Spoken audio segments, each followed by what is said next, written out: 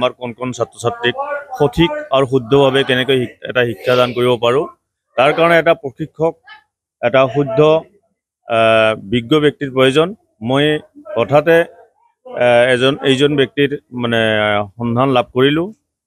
লাভ কৰাৰ পিছত মই তেখেতক আহ্বান কৰিলোঁ যে আপুনি আহক, যদিও কোকৰাঝাৰ ডিষ্ট্ৰিক্টত আপুনি অহা নাই, মোৰ ওচৰত অহাৰ পিছতে মই লগ পোৱাৰ পিছতে আপোনাক গোটেইখন জিলাত আপোনাক পৰিচয় কৰাই দিয়াৰ এটা মই ব্যৱস্থা কৰিম। আৰু লগতে মোৰ বিদ্যালয়ৰ যোগেদি আৰম্ভ কৰি এই যাত্ৰা আমি যাতে ৰাইজৰ কাৰণে কোন ছাত্ৰ ছাত্ৰীৰ কাৰণে এটা ভৱিষ্যত জীৱনবিলাক গঢ় দিয়াৰ ক্ষেত্ৰত আমি এটা শুদ্ধ ৰাস্তাত আগবাঢ়ি যাব পাৰোঁ, তাৰ কাৰণে মই তেখেতক ইয়াত আহ্বান কৰিছোঁ। আৰু তেখেতৰ লগত মই যিখিনি সহযোগ পালোঁ আৰু তেখেতৰ ক্ৰিয়া কৌশল মই চালোঁ, খুবেই আনন্দদায়ক। ল'ৰা ছোৱালীসকল খুব উৎসাহিত। সেয়ে মই পৰৱৰ্তী দিনত আকৌ এই প্ৰকল্প মই এটা প্ৰশিক্ষণৰ এটা সুবিধা কৰি দি মই ল'ৰা ছোৱালীক এইখিনি সুবিধা আগবঢ়াই দিম বুলি চিন্তা কৰিছোঁ। ধন্যবাদ। আমি inner enlighten academy of Assam এখন ভ্ৰাম্যমান প্ৰতিষ্ঠান, আমি 6টামান প্ৰকল্পলৈ অসম ঘূৰি ফুৰিছোঁ। আজি আমাৰ কোকৰাঝাৰ জিলাত প্ৰথম খোজ।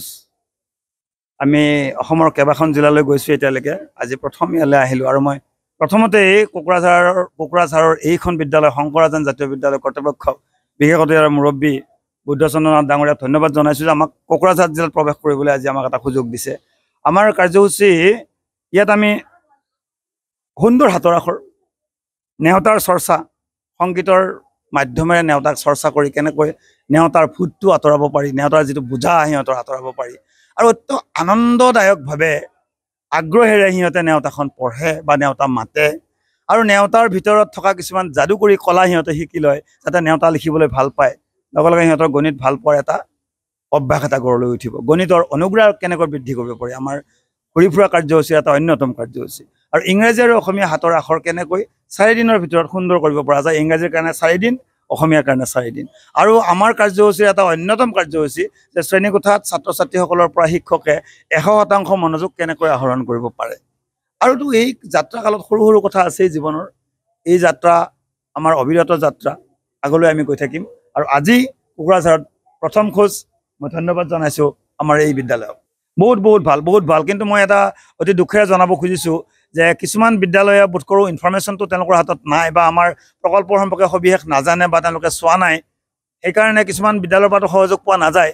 আৰু বিশেষকৈ মোৰ দুখ লাগে যে আমি যিখিনি কাম কৰি আছোঁ অসমীয়া বৰ্ণমালা 2খনৰ বা নেওতাৰ বুনিয়াদী স্তৰৰ চৰকাৰী বিদ্যালয়সমূহত অসংখ্য ল'ৰা ছোৱালী, লক্ষ লক্ষ ল'ৰা ছোৱালী আমাৰ প্ৰকল্পৰ পৰা বঞ্চিত হৈ আছে। কাৰণ আমি কোনো চৰকাৰী বিদ্যালয়, চৰকাৰী বিভাগৰ কোনো সমল ব্যক্তি নহওঁ। তেওঁলোকে আমাক মাতিবলৈ টান পায়, আৰু তেওঁলোকে মাতিবলৈ টান পায় কিয়, তেওঁলোকৰ কিছুমান সীমাবদ্ধতা থাকে। গতিকে মই ভাবোঁ যে আমাৰ প্ৰকল্পটোক যেনেকৈ বেচৰকাৰী বিদ্যালয়সমূহে, ব্যক্তিগত খণ্ডৰ বিদ্যালয়সমূহে আদৰি লৈছে, চৰকাৰী বিদ্যালয়তো ছাত্ৰ ছাত্ৰীসকলৰ এইখিনি ভোক আছে। আমাক তালৈ যোৱাৰ এটা ৰাস্তা মুকলি কৰাৰ খুবেই প্ৰয়োজন।